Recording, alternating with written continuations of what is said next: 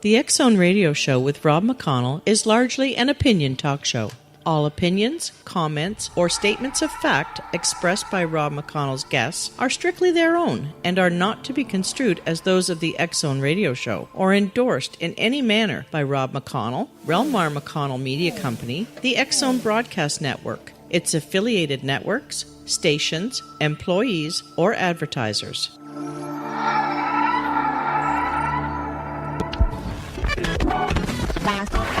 All Hit Radio.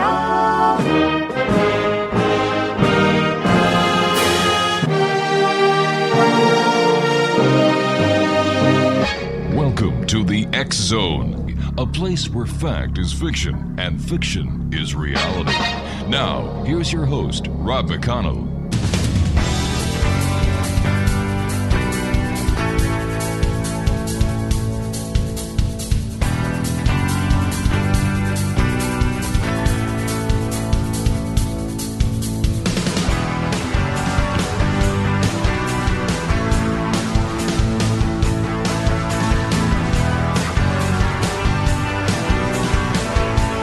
And welcome to the X-Zone, everyone. I am Rob McConnell, and for the next 4 hours, I'm your host and your guide as together we cross the time-space continuum to this place that I call the X-Zone. It's a place where people dare to believe and dare to be heard. It's a place where fact is fiction and fiction is reality. And the X-Zone comes to you Monday through Friday from 10 p.m. Eastern until 2 a.m. Eastern, right here on the X-Zone Broadcast Network, Talkstar Radio Network, Mutual Broadcast Network, and iHeartRadio. If you'd like to send us an email, xzone@xzoneradiotv.com. On all social media sites, X-Zone Radio TV. And to find out about the programming we have available for you 24/7, 365 on the X-Zone Broadcast Network, visit www.xzbn.net. My guest this hour, X-Zone Nation, is Eric Ouellet. He is a full professor in the Department of Defense Studies with the Royal Military College of Canada and the Canadian Forces College. He has a Ph.D. in sociology from York University. He is a full member of the Parapsychological Association, and he is its Liaison Officer for Canada.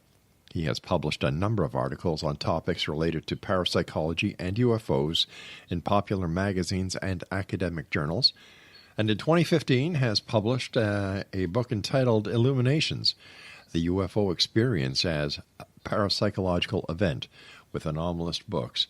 He is continuing his research focusing on the symbolic dimension of the UFO experience. His website is parasociology.blogspot.ca. And Eric Ouellet, welcome to the X-Zone, sir. Thank you. Hi, how are you doing? I'm doing pretty good, thank you, Eric. Just down the QEW from you in Hamilton, Ontario. You're in Toronto. And nice talking to a fellow Ontarian. Oh, likewise. Maybe we should start out, Eric, by telling our audience what parapsychology is and how does parapsychology relate to UFOs?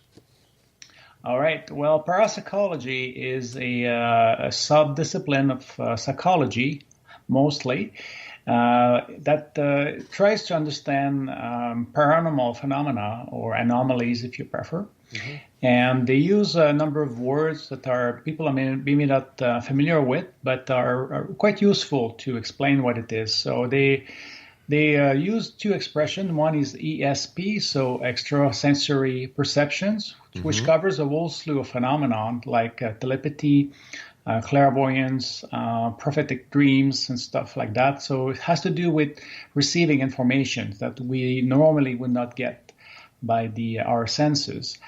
Another word also useful is PK, so for psychokinesis. It means mind over matter, a capacity of the mind to affect matter without direct implication of the body. So essentially what we call telekinesis or biological unexplainable healing, that kind of stuff covers PK. And then they have another word that covers both ESP and PK, and they use the word psi, which is from the Greek, to describe what we consider is a normal human ability to affect matter or information through non-normal means. And we have these powers at various degrees, and have an impact on our world at various degrees. So that's what parapsychology does.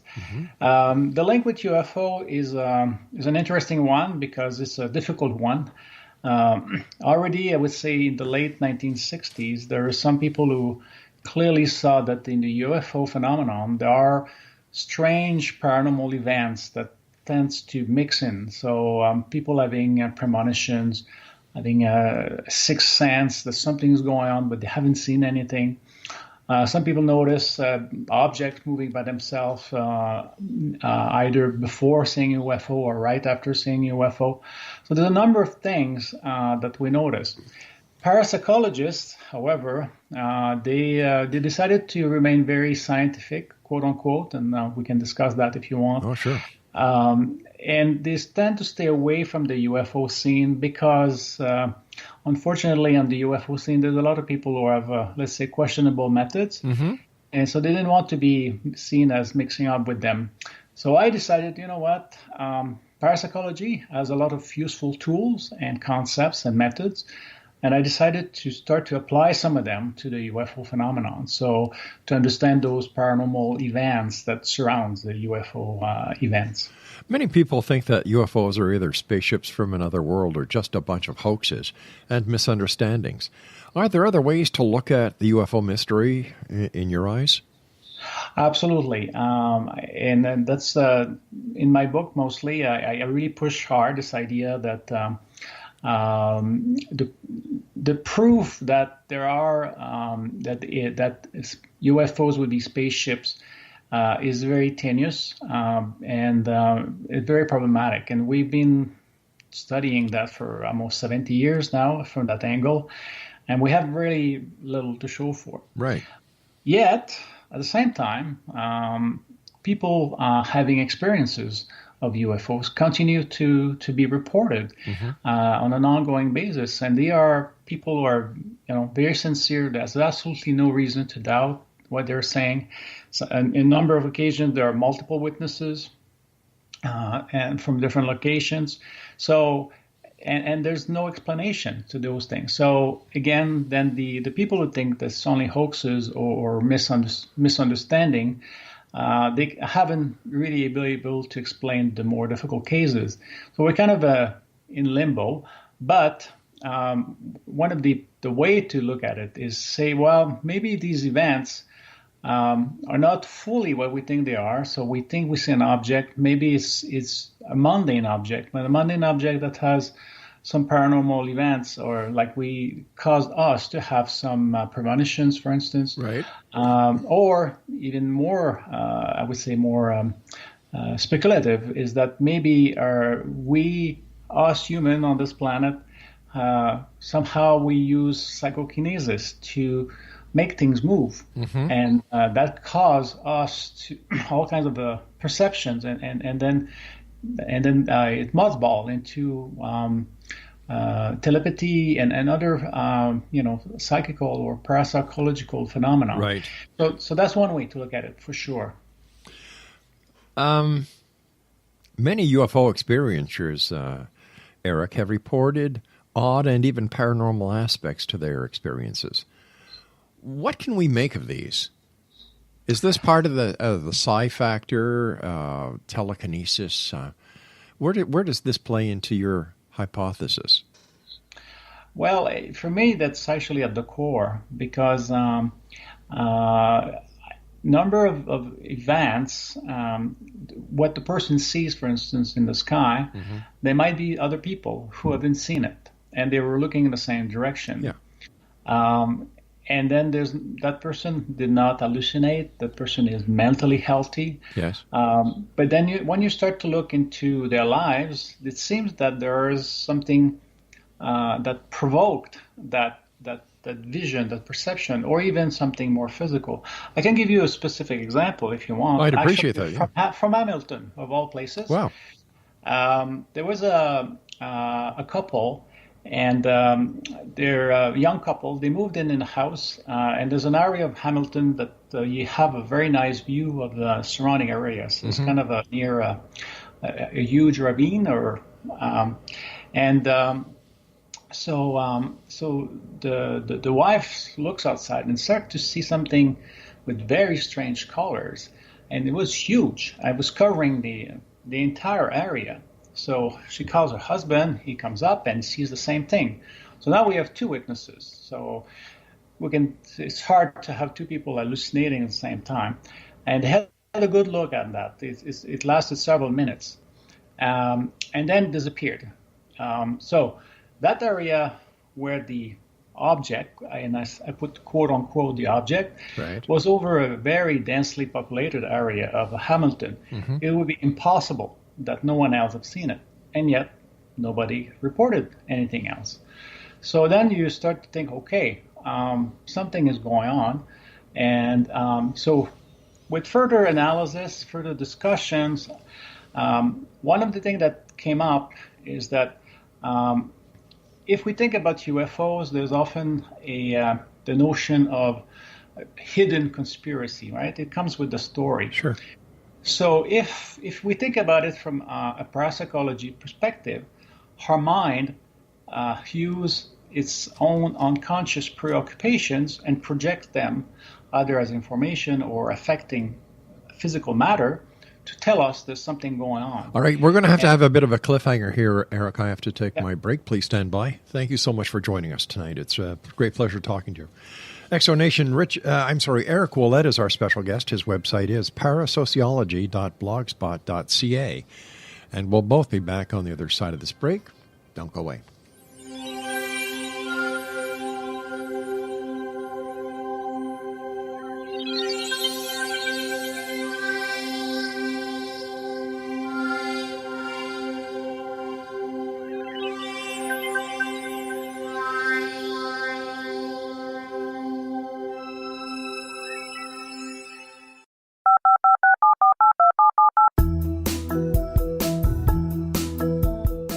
Did you know that when you're on the road with limited data or Wi-Fi, you can still listen to the X-Zone Radio Show with Rob McConnell, The Science of Magic with Gwilda Wiyaka, X-1, Dimension X, Space Patrol, and every minute of the X-Zone broadcast network by calling 213-401-0080, courtesy of Audio Now. No smartphone, app, or internet needed.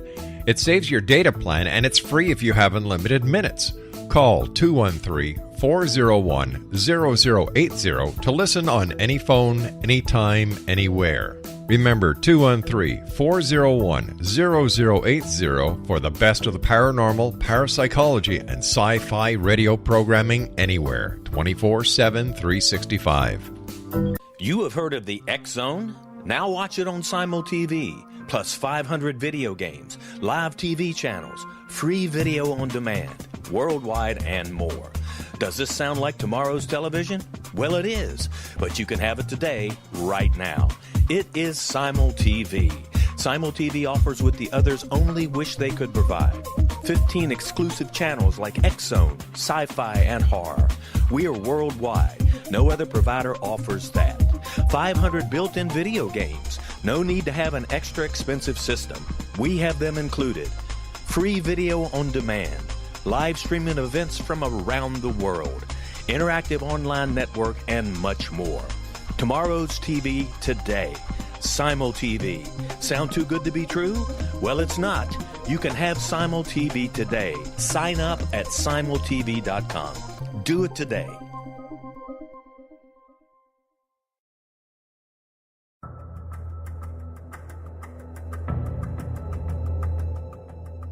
Modern Esoteric, Beyond Our Senses by Brad Olson, consummates the lifology story about where humanity originates. It is the lost continents, the primitive wisdom, the mythos of creation, and the rethinking of ancient history as we are taught in academia. There is much more to the story than what we have been told. As this is the first book in the Esoteric series, Modern Esoteric starts at the beginning of time and accelerates up to this modern age. Future Esoteric is book 2 in the series and takes a forward-looking position ahead of today with an open and honest examination of the ET issue and various unexplained phenomena. To discover the writings of author Brad Olson, visit www.bradolson.com. That's www.bradolson.com. bradolson.com. Welcome back, everyone. Eric Ouellet is our special guest. His website is parasociology.blogspot.ca. We're talking about a UFO sighting in Hamilton, Ontario, Canada, a new couple to Hamilton who live near one of the many beautiful ravines that we have here in Hamilton, saw something that they couldn't explain, something that was very, very large. And the kicker in this entire scenario, Exonation, is that in this very densely populated area of Ontario called Hamilton, these two people were the only people to have seen this object, as it was not reported anywhere else. So please continue, Eric. Yes, so like I was saying, then investigating a bit further, I made a discovery that the couple actually had a problem. The husband was cheating on her. Ooh. And but if you think about it, again, like I was saying, if our unconscious is using those parapsychological or paranormal means to warn us of something, then a UFO is a wonderful symbol because, like I said, it's often linked to conspiracy theory, things that need to be uncovered, a secret that needs to be discovered. Right, yeah. And then in that case, she had to discover that he had an affair on her, and maybe unconsciously she's kind of felt it, but had no clear indications of that. So it's a very different way to explain the phenomenon. But in that case, then I don't think there was anything physical in the sky, right, but some sort of very serious telepathy happened, so that two people, both conscious, see the same thing. So that's the real mystery and the real beauty of that phenomenon here. Very interesting. Very interesting. Years ago, a good friend of mine, Andrew Crystal, was at CFRA in Toronto. And we decided to do an experiment. And I went down on the corner of Bloor and Yonge Street, looked right up in the sky. I didn't say a word. I didn't point. Nothing. I just looked up. A crowd gathered, and within 5 minutes, people were seeing an object that I was looking at, and I wasn't looking at anything. The power of suggestion. How does this play into the sometimes, reporting of UFOs? Well, it's a very good question, because one of the thing that parapsychology is clearly confirming more and more is that it's very important for people to have, it plays a key role, I would say, to have belief in the paranormal for real anomalies to occur. And when I say belief, it's really deep down unconscious belief. Right. So we know people, for instance, they don't believe in ghosts, and they will, for instance, tell you that you're crazy if you believe in ghosts. And yet, the slightest prank you do on them, they will be completely scared. That's right. Which tells you that unconsciously they do believe in ghosts. And so the belief in UFOs as alien spacecraft is actually creating possibilities for people to use their psi or their parapsychological capacity to create those events, either by psychokinesis, so maybe moving certain things, and we can talk about that a little bit more, or by creating some sort of shared telepathy on something. And so it plays, and that's why it's so difficult to study, because sometimes it is a genuine hallucination, there's nothing there. But in another situation, the hallucination will lead to actually something real, if it's a shared vision by telepathy. So is it your opinion, based on your expertise, that a lot of what is considered to be paranormal manifestations is basically created by our own human psyche? That's correct. That's the approach I take. Yeah. I'm contrary to a lot of people in that field. I don't claim to have the truth. I'm just following an hypothesis. Right. I try to be rigorous about it. That these paranormal phenomena, not only UFOs, but other ones like ghosts, and we are the ones who are actually creating these things. But we're not only creating them in our mind. We actually, at times, giving it some sort of a degree of objective reality. Do you think that it's possible for us to give birth to a physical or quasi-physical manifestation?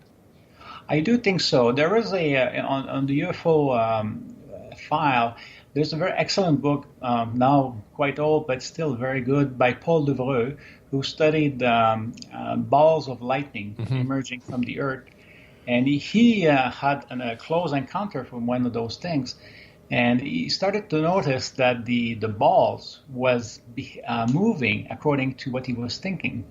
And somehow he was able to influence matter. So and that case is a well explained one. He's only one witness, but I think he's a trustworthy guy. We should trust what he's saying.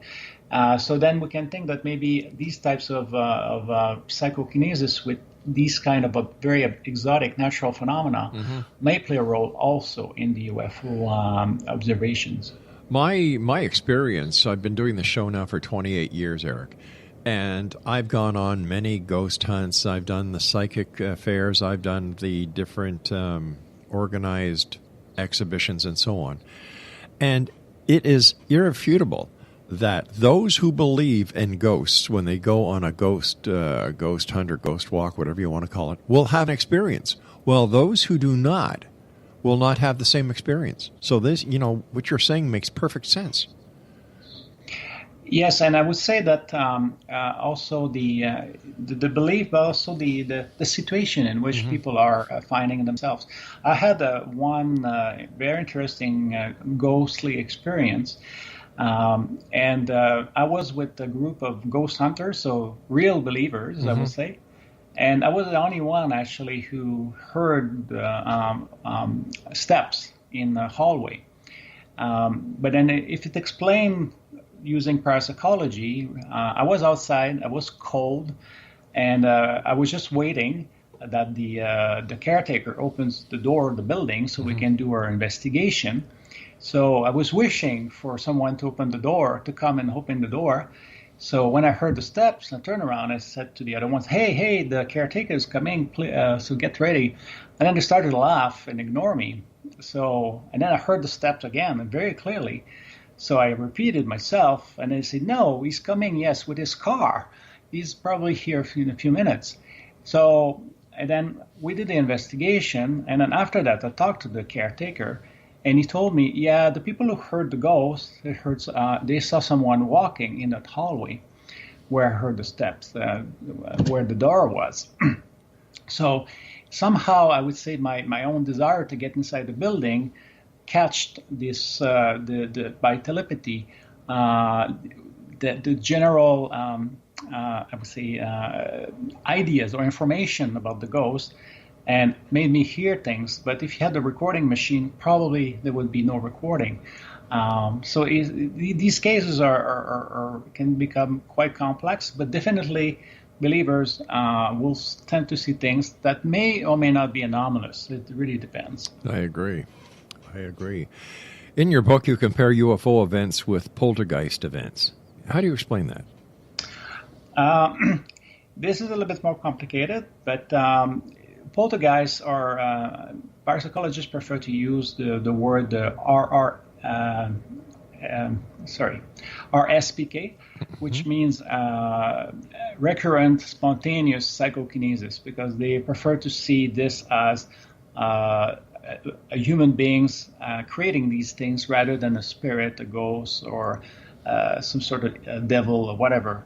So I use, and there's one serious parapsychologist from Germany who developed an interesting model to study those poltergeist events. So when we talk about poltergeist, it's things that move by themselves, knocks on the wall, etc.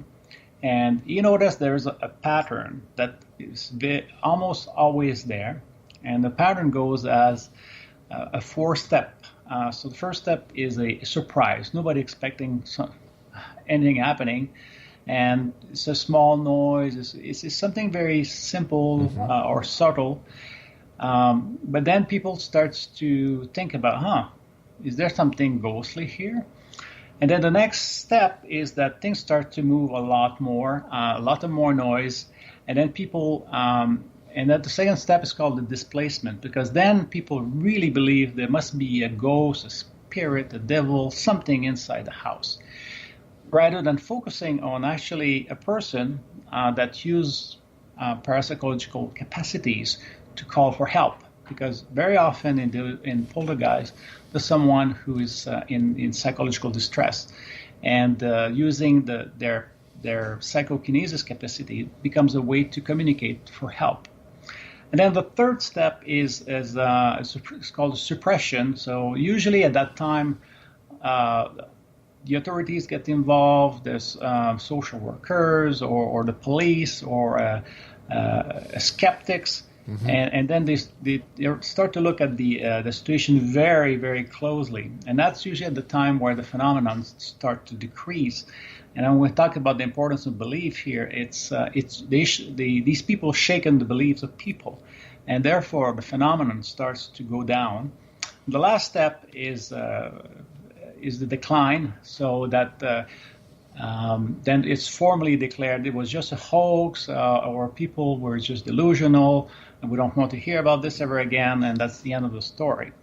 And if we think about major UFO waves, they tend to follow the same kind of pattern. All right, Richard. I'm sorry, Eric, please stand by. I've got a good friend. His name is Richard Ouellet. That's why I keep on calling you Richard. I apologize for that. Eric, please stand by. We've got to take our break. Exonation, Eric Ouellet is our special guest. His website is, do you have your pens and paper ready? Okay, here it is, Parapsychology, Parasociology.blogspot.ca. That's Parasociology.blogspot.ca. Eric Ouellet and I will be back on the other side of this break. Don't go away.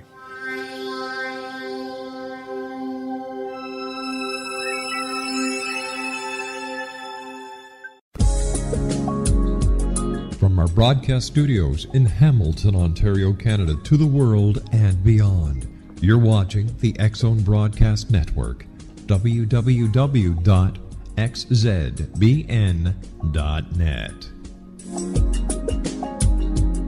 AVS Media Demo.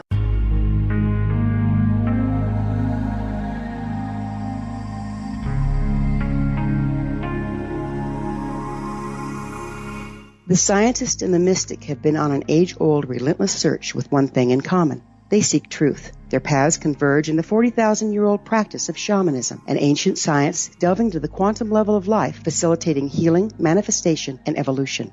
I'm Gwilda Wiyaka, the founder and director of Path Home Shamanic Arts School, a unique Colorado State-certified occupational school, training shamanic practitioners and teachers. We also provide classes for empowering personal lives through shamanism. Our certification classes are in week-long segments enabling international participation, and online classes and long-distance shamanic healing sessions are available. Come discover the science of magic in the limitless world of shamanism. www.findyourpathhome.com.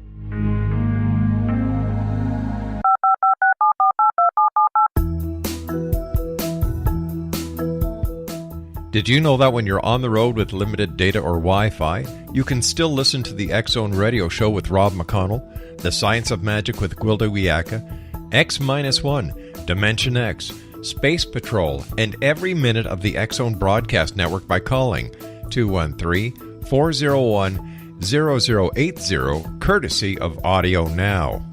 No smartphone, app, or internet needed. It saves your data plan, and it's free if you have unlimited minutes. Call 213-401-0080 to listen on any phone, anytime, anywhere. Remember 213-401-0080 for the best of the paranormal, parapsychology, and sci-fi radio programming anywhere, 24/7, 365.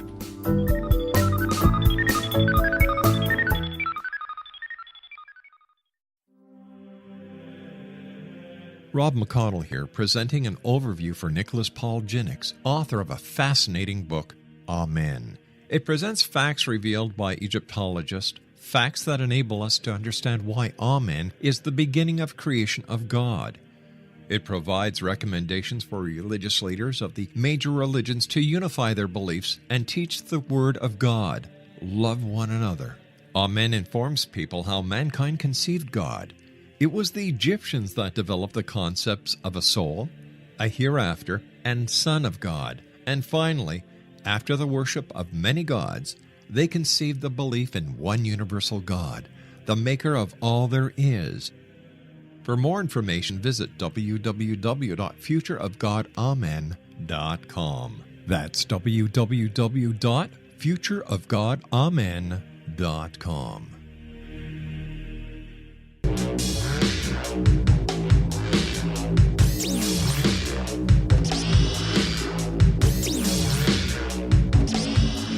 Exonation, Eric Ouellet is my special guest this hour. His website is parasociology.blogspot.ca. How much does the media, television, radio, and the movies play when it comes to those who believe that they are encountering or witnessing a paranormal event? I think it does play a big role. As we talked about earlier, the belief that paranormal phenomena are caused by something else than us humans is very much reinforced by the media in general. But we have to also to be careful that sometimes they tend to, how can I say, almost create an archetype of a UFO encounter, of a ghostly event that is very different than what actual experiencers have. So it can also create a false impression of what is going on at the same time. Interesting. So what is the status of UFO research today, and where is it heading in the future? It's a challenging time right now. There used to be a lot of research on UFOs.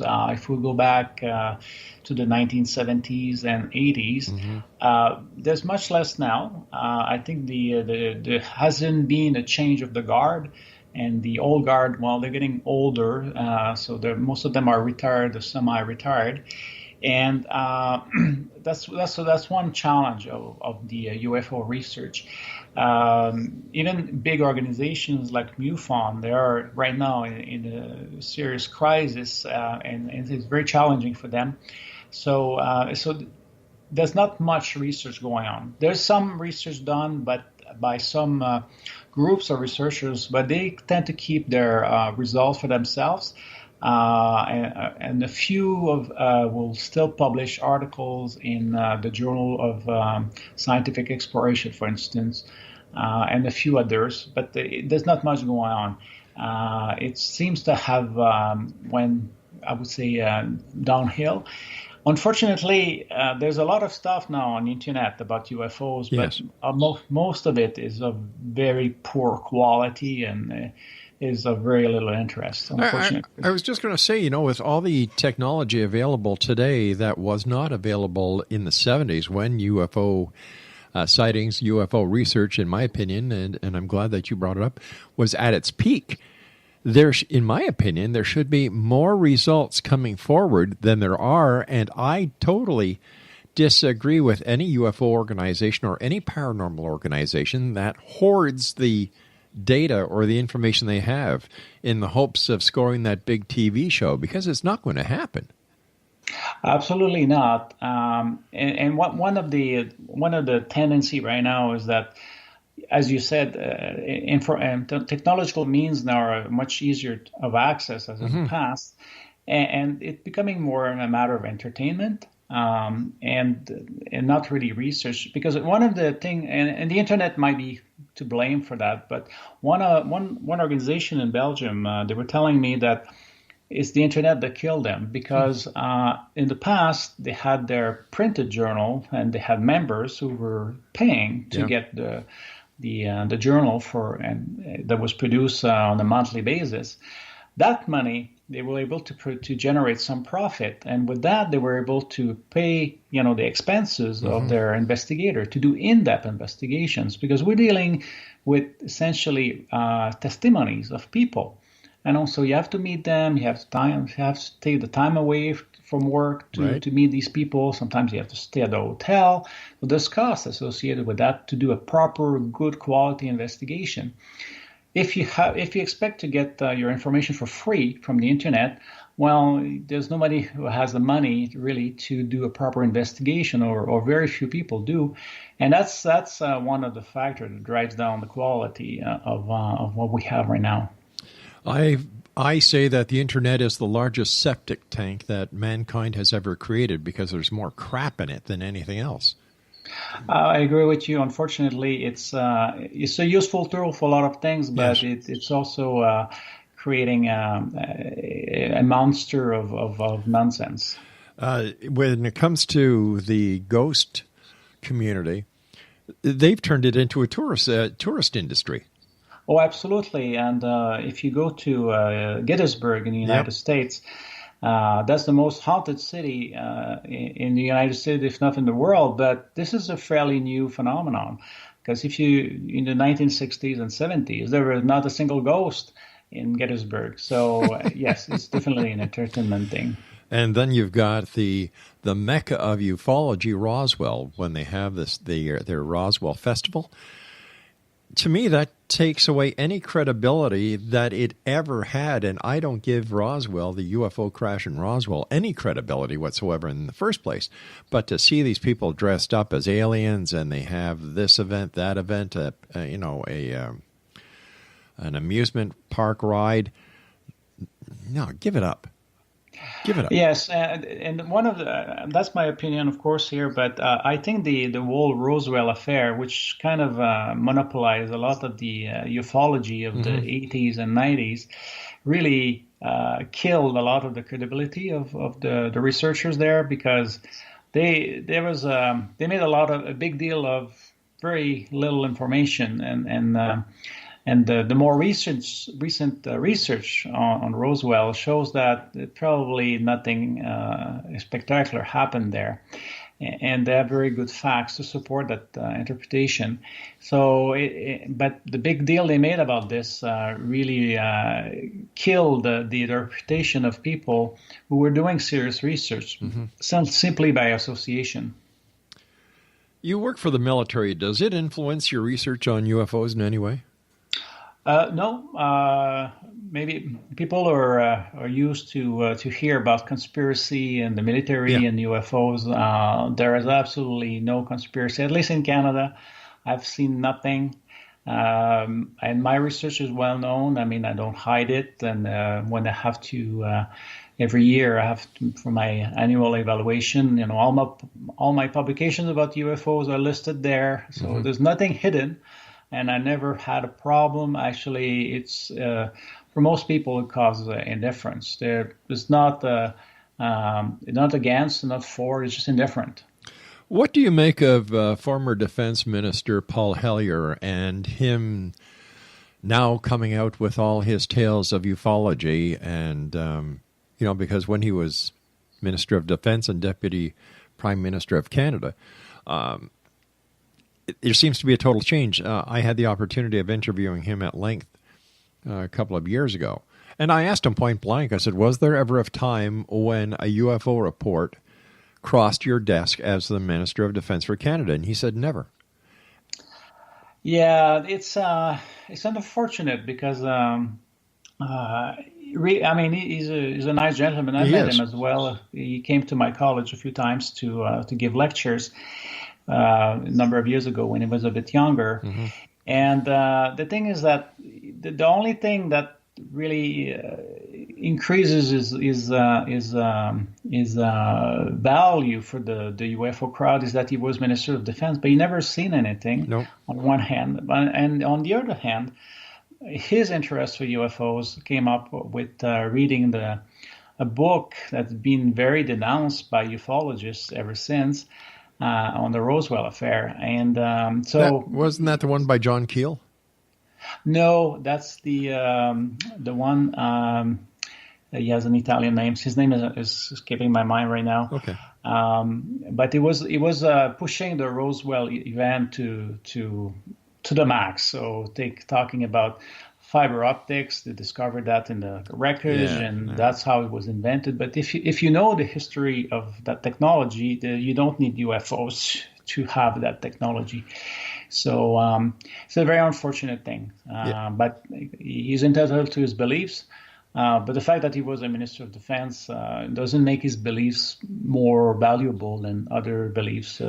Not to you and I, because we look at things very rationally. But to those who want to believe that there is a government conspiracy, that the truth is being suppressed by the powers to be, when you have the former Minister of Defense coming forward talking about UFOs, this gives you credibility.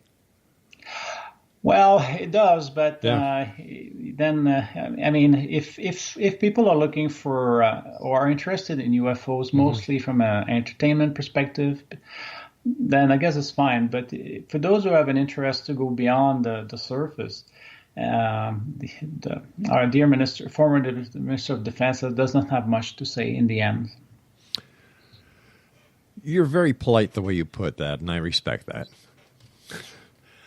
XO Nation, Eric Ouellet is my very special guest, and just a little bit about Eric before we take our final break here.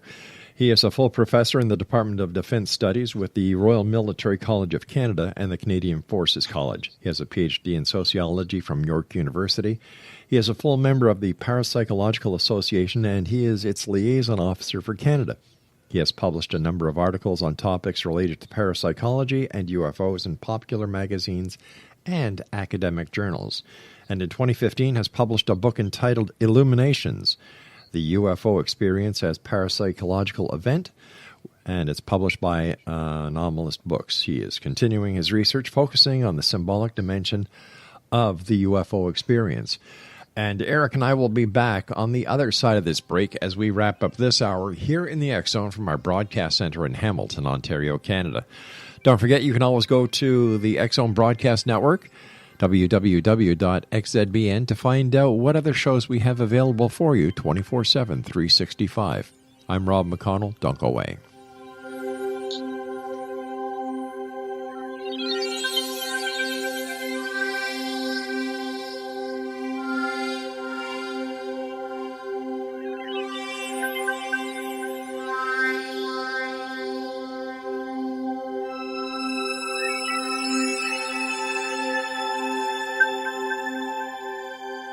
You have heard of the X-Zone?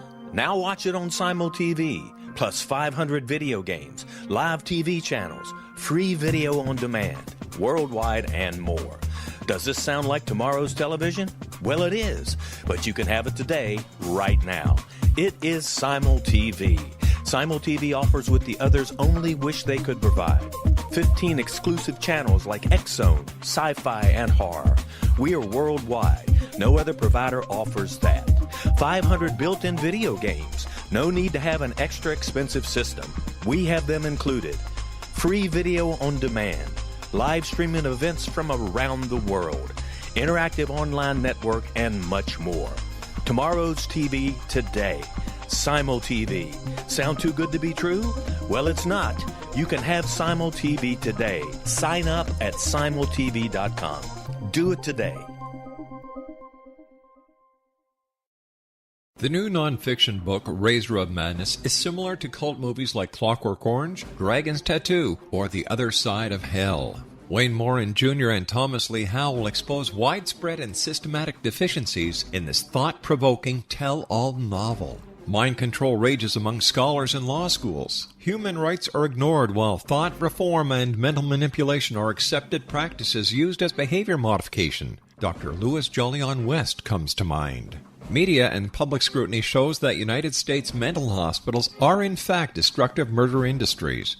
Razor of Madness expose novel details this epidemic through an in-depth professional and personal investigation. For decades, there has been a revolving door policy that still releases killers and pedophiles back into society. The maestro of mind control continues to haunt America to this very day. Razor of Madness is available in paperback or as a downloadable ebook at Amazon.com.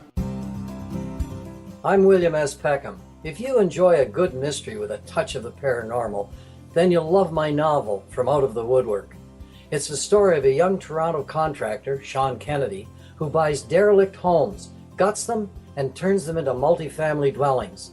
Slums just waiting to happen. When Sean buys 29 Livery Lane, the house fights back. Former owners unexpectedly come out of the woodwork as he starts the destruction. The apparitions come to him when he touches old books, reads hidden letters, rummages through old boxes, finds a locket, or reads a discovered manuscript of a murder mystery. From Out of the Woodwork will take you from 1899 to the horror of the World Trade Center, September 11, 2001. Check out From Out of the Woodwork on my website, www.williamspeckham.com.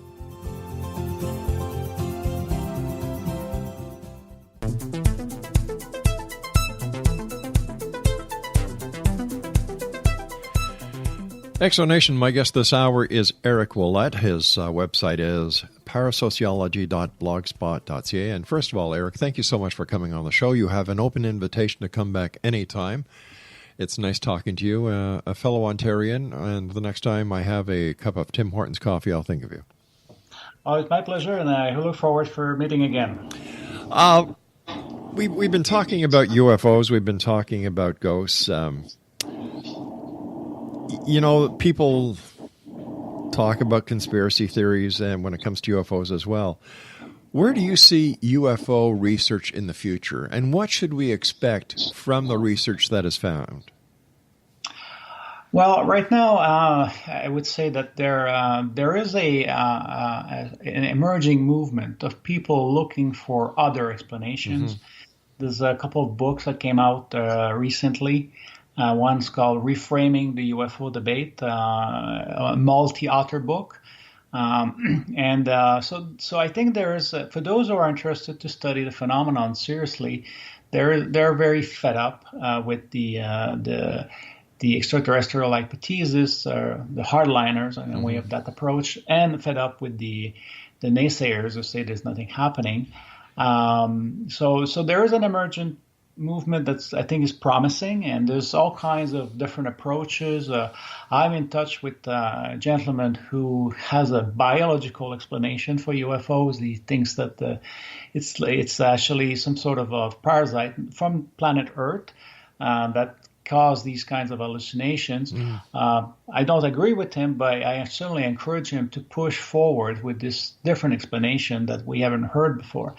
And that's probably the good thing that's going on right now, is that those who are interested in renewing the study of UFOs, they're not rejecting everybody else but their own opinion. No, they're open to opening the field as much as we can with different approaches, different hypotheses, and encouraging people to follow those paths, even though we may not agree on these things. So I think it's promising, but it's only emerging right now. It seems that the UFO phenomena and its associated subjects change over time. For example, going back to the 70s, there were the alien abductions. You had the Betty and Barney Hill story. You had Travis Walton, Fire in the Sky. You had the Men in Black. You had cattle mutilations. You don't hear about these anymore. That is correct. And again, if we go back to the notion of the importance of beliefs to create parapsychological events, or paranormal events, if you prefer, that explains actually, or at least it provides an explanation that certain things are seen as believable at one point, and this seems to occur. And then with time, the interest for these things goes down, and therefore the beliefs on those things goes down, and then we don't see as much of those things.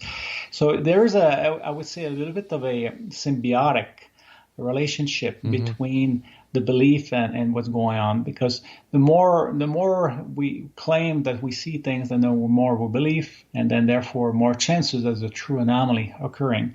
But the content of those anomalies is, I would say, open to fashions and open to how we think in a particular time.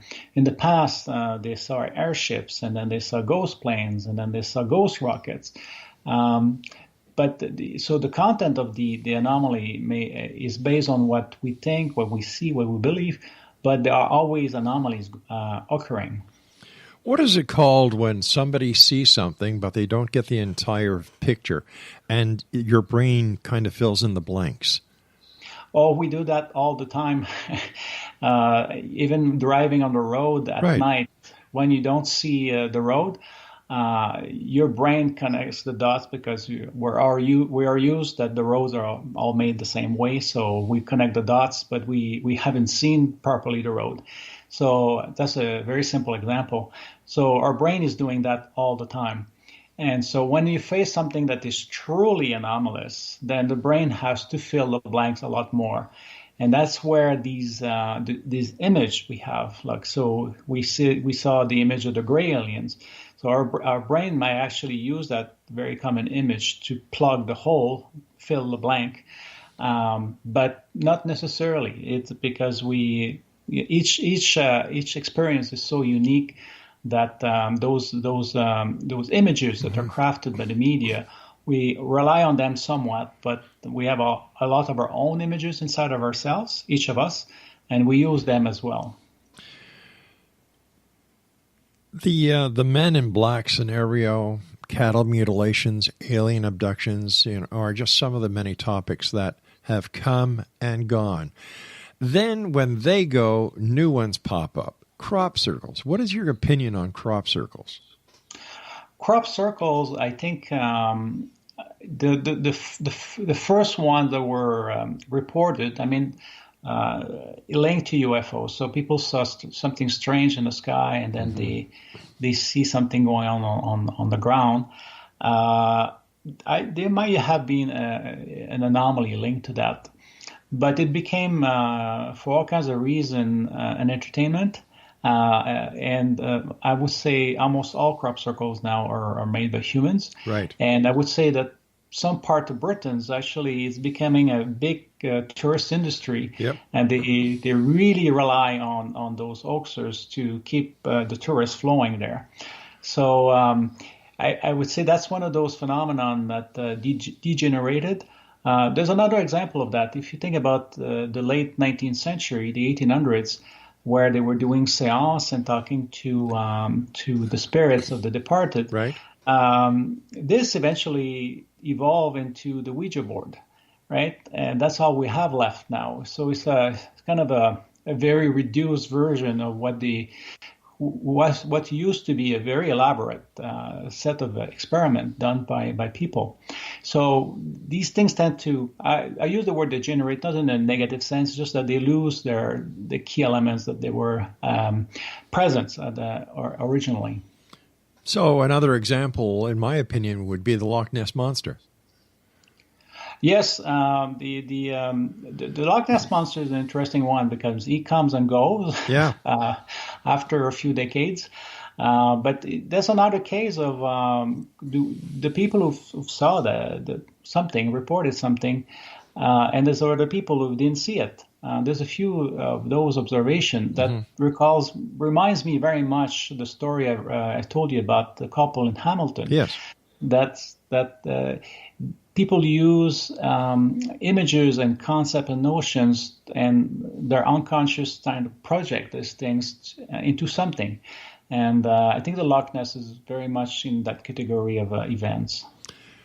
Tell us about your book and where our listeners can buy it. Yes, well, the book has an introduction that explains what parapsychology is, the state of UFO research, and I explain my hypothesis in greater details. And then the second section, I use 3 case studies. So the UFO wave of 1952 over Washington, D.C., the Belgian UFO wave of 1989-1990, and the last one is the Rendlesham forests. I also use the same poltergeist model to explain what happened there, or at least to provide a different perspective. And then the last part is, I admit, a lot more speculative, but I'm using a mixture of sociological concepts, so larger society, challenges, dynamics, and try to explain why certain UFO events have occurred. And so I focus on the UFO wave that was in Canada in 1966, 1967, which was a very diffuse wave. It was not as intense as the other ones. And then I look at the Barney and Betty Hill case, again, from a parapsychology perspective. And the last one is just to try to see if social events like the rise of feminism, the rise of liberal society, if it actually influenced the content of paranormal events as it relates to UFOs. Fascinating topics. We had Colonel Holt on from the Rendlesham Forest, and there seems to be dissension now between the officers who did the original reporting, that they are at odds with each other because members who put their names on the reports and who are known throughout the media for being part of Rendlesham Forest are changing their story now. Well, the story has changed many times, and that's the problem. In my book, I really focus on the very first report. Mm-hmm. Anything else that was produced afterward, whether there are comments or the books, I ignored because the story has evolved way too much. But if we look at there's two key reports that were written right away after the events. We can see again that the poltergeist dynamics playing. If you look at the characters, who, when, and what they saw, and again, one of the interesting cases that they heard animals screaming at a farm that was not too far, but yet, and several soldiers heard that, and yet. There's no animals in that farm. It was verified by the police the next day. There's no animals. It was the barn was abandoned or left without any use. So that tells me there was probably something paranormal that happened there. But then some of the people made it a very big deal that was probably not such a big deal. Eric, I want to thank you once again. Please take care of yourself, and I look forward to the next time you join us back here in the X Zone. Until then, X Zone Nation, visit this gentleman's blog spot, parasociology.blogspot.ca. We'll be back after this break as we continue here in the X Zone from our broadcast center in Hamilton, Ontario, Canada. Don't go away.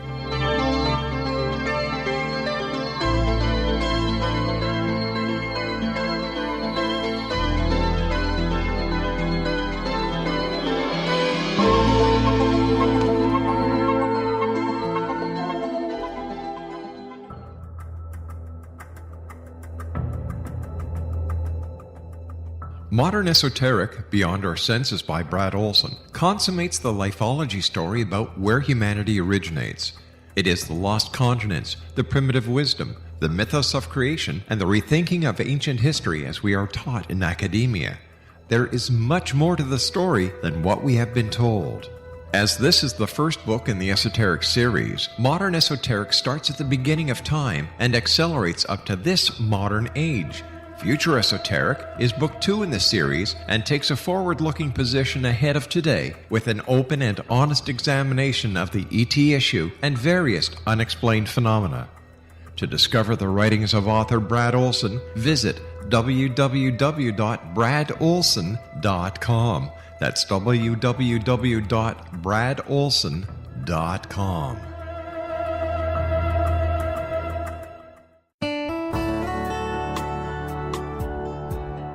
Are you or is someone you know struggling with addictions, depression, anxiety, relationships, low self-esteem, lack of confidence, grief, success, and prosperity?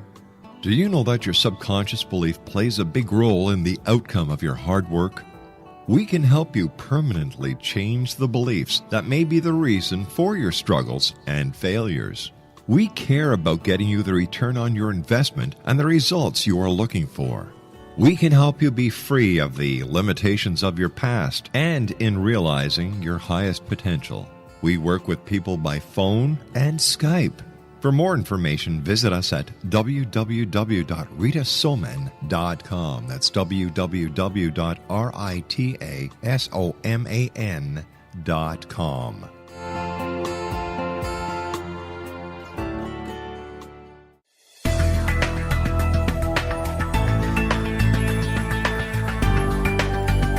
Do you think you have energy problems in your home? Do you feel better when you're away than when you're home? Joey Korn is a global leader in the world of dowsing who specializes in personal energy clearing and space clearing. He can help you create an ideal energy environment in your home no matter where you live in the world. Learn about his remote spiritual house cleaning services and much more at www.dowsers.com. You can get Joey's book, Dowsing, A Path to Enlightenment, as well as other dowsing books and tools, Kabbalah books, and Walter Russell books. Joey's work is really amazing. Go to dowsers.com right now. That's DOWSERS.com or call 1-877-DOWSING. That's 1-877-369-7464.